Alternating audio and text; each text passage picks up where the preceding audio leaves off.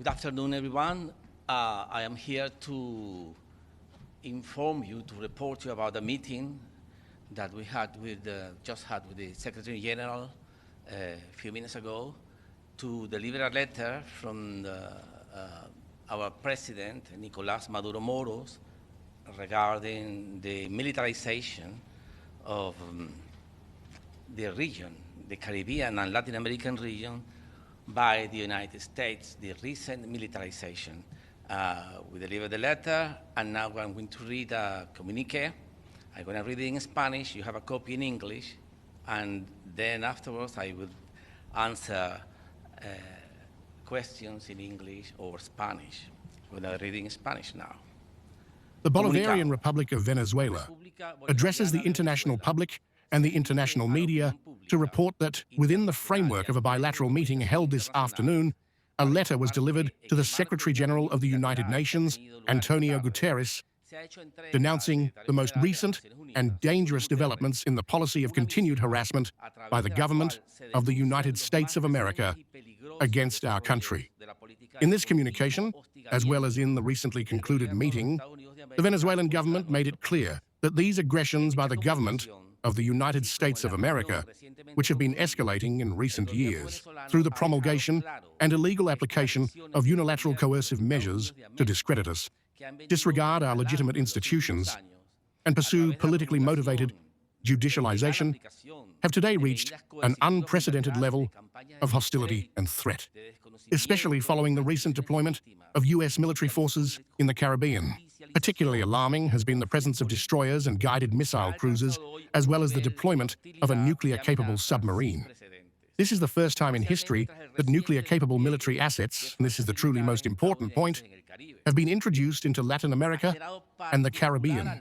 This action openly violates the Treaty of Tlatelolco, the instrument that established the denuclearization of our region in 1968, and which obliges the United States of America, by virtue of the first and second protocols to which it is a contracting party, to respect the declaration of Latin America and the Caribbean as a nuclear weapon-free zone from the Rio Grande to Tierra del Fuego.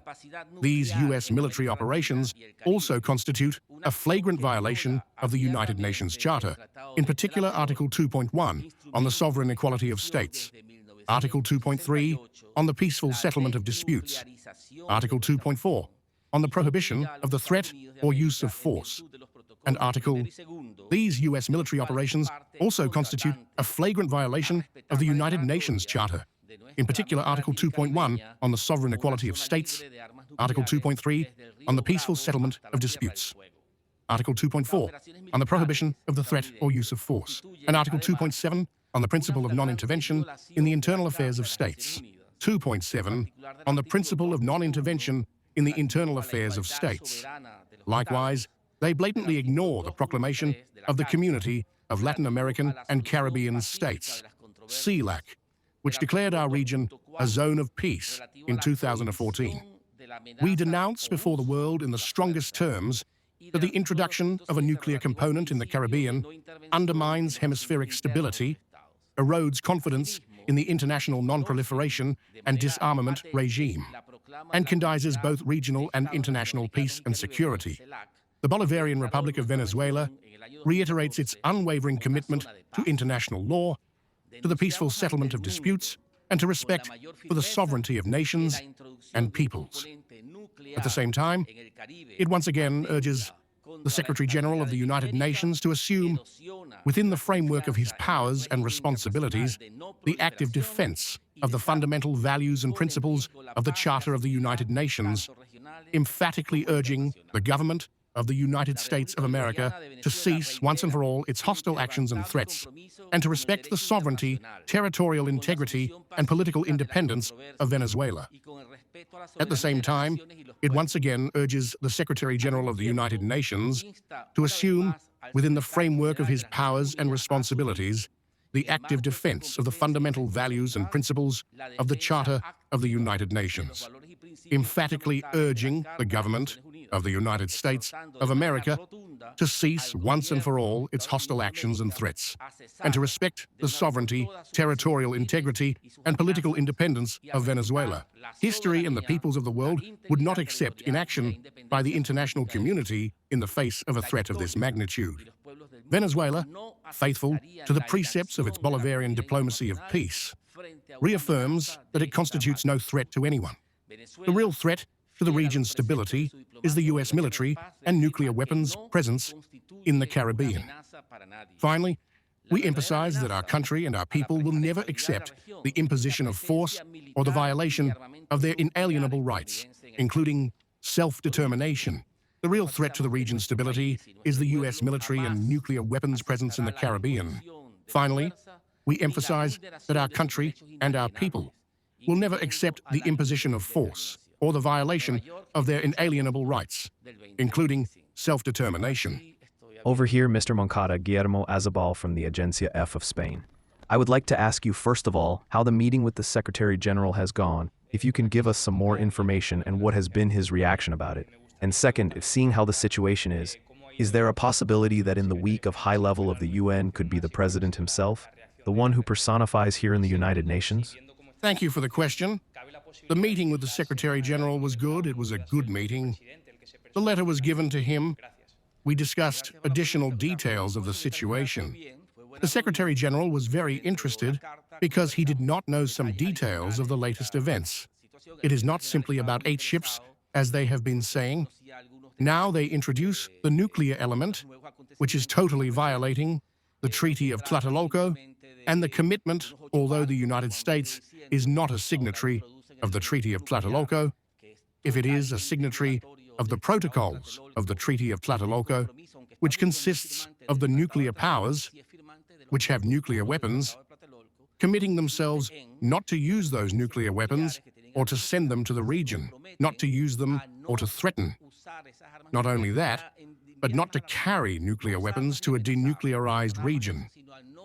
The United States is violating its own obligation, its own word, with a region that does not have nuclear weapons, and is putting not only denuclearization at risk, but also the security of the region. The Secretary General did not know about this latest event. In the same way, we point out that in other previous circumstances, here in the UN Stock Exchange, it is said that both sides must de-escalate. We are not escalating anything. Here, the only one who is escalating and threatening and heating up the rhetoric, making a terrorist campaign of guerrilla propaganda, are the United States of America. I believe that the Secretary General has been well informed, and we ask him, as we say here, to openly give his opinion, here or in any way that he considers convenient in an official way, about these serious violations of the security of the entire region. Because the interest in this region, being non-nuclear, is of all countries, not just Venezuela. The second question, I cannot answer it. It is a decision of the President, whether he will be present or not, in the Assembly next September. It is important for us to come and denounce this everywhere. I think that is clear. And next September will be a great opportunity for us to personally inform all the senior officials who will come here. Mr. Ambassador, Edith Lederer from the Associated Press. You're calling on the Secretary General to call on the United States to stop this hostile action and threats. Are you planning to ask the Security Council to take any action? So far, no. This is an important question if we are going to ask the Security Council to take any action. So far, no. Why? Because so far are just words, rhetoric, threats. Although we take these threats very seriously, we are informing all members of the Security Council about this grave and serious situation, but we are just waiting for new developments. It's it's an escalation, just announcing 8 warships with capacity to bomb Venezuela in any part of Venezuela, and now they are saying that they are sending a nuclear submarine, that this submarine is it's it's ridiculous to think that they are fighting drug trafficking with nuclear submarines. Does Venezuela have any evidence that these American vessels are actually nuclear armed? They may be nuclear capable, but are they nuclear armed? Fascinating question. The very same Secretary General asked me exactly that question. Do they have nuclear weapons? Excuse me, we are not the ones who have to answer that question. They are the ones who have to answer those questions. The ones who are saying, proclaiming that they are sending nuclear weapons, nuclear warships, nuclear submarines to the regions are the ones who have to clarify if they carry nuclear weapons or not. But we are not in the role of answering that question. We are in the role of denouncing the threat and the terror campaign. Mm-hmm. This is to warn the United States. Does your country prepare to deploy forces as well? No, we are prepared to defend our country, not to deploy forces in the region. We defend our territory. This is our obligation, our duty, sacred duty as Venezuelans, to exercise our right to legitimate defense, to self-defense. This is the Charter, Article 51st. But so far, what we are encountering is the threat of use of force. The threat of use of force itself is a violation of the Charter. And we need the international community to understand that they are violating the Charter. They are ignoring their international obligations just by threatening the use of force with the false excuse of fighting drug trafficking. More, it's very important for everyone to understand that only in 3 moments of the United States history, the whole 250 years history, only in 3 occasions they have used the 1798 law act that allows them to declare one nationality as enemy alien. British, Germans, and Venezuelans. Now they declare that all Venezuelans of 14 years old upwards, children of 14 years old, according to the declaration, to the executive order, are terrorists perpetrating an invasion of the United States terrorists and constitute a national threat. The very presence of Venezuelans in the United States territory is contrary to the security of the United States. All Venezuelans here are enemies. Never before. This is pure racism, you see? This is an exaggeration of the propaganda campaign, and now they are declaring that our president, our legitimate president, is the head of that invasion. This exaggerated, ridiculous, absurd rhetoric has to be dismantled, has to be exposed in its absurdity to the international community, because it's the base for a military action against a member of the United Nations, which is not a threat to anyone. So what was the Secretary General's advice to you? No, he didn't give us any advice. I think he was concerned, he showed concern, and we will wait for his initiative and decisions and actions in the near future. But the important thing is he was well informed, he was interested in the case, and we will see what happens from the Secretary General from here onwards. Well, what did he say he was going to do? No, he didn't commit himself in that particular meeting to any specific actions, but we firmly believe, that there is room for the Secretary General action in this matter. The last one here, Mr. Moncada, I would like to ask you, you have commented that the shipment of those boats is not the best way to fight drug trafficking, but Venezuela has just made the decision to deploy 15,000 men for this purpose. Why did the decision come now, once the arrest has arrived, let's say, from the United States? Why not before? Well, the question is very interesting because we need coordination with Colombia.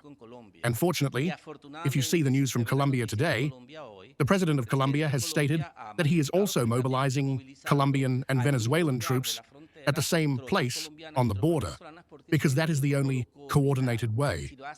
If a country does not do it on its own, without coordination with the neighbor, it would seem like an aggressive action, or it would not have the desired effects. But the two presidents have said that coordinating, working on the border, we want it to be a border of peace and economic prosperity. Coordinating, the danger of drug trafficking will be really controlled. We need coordination. We are finally achieving it. Did you have an encounter here the last days or hours with your Russian colleague or Chinese or somebody that you think can listen to your worries? We are talking to everyone at the United Nations, everyone, because we believe that this is a problem of the international community. It's not just Venezuela, or it's not just the region, the Latin America and the Caribbean region. It's an international flagrant violation of the Charter, and we think that everyone should be informed and alerted and advised about what new kind of madness may come in the future for us. Michelle Nichols from Reuters. Apologies if you've answered this in Spanish. I don't speak Spanish. The Americans have said that this is to tackle drug cartels. Does Venezuela believe that? And if you don't, what do you think they're there for? We don't believe at all that they are there to fight in drug trafficking at all, for three reasons. The main routes of drug trafficking are on the Pacific Ocean. I mean, they mistook the ocean.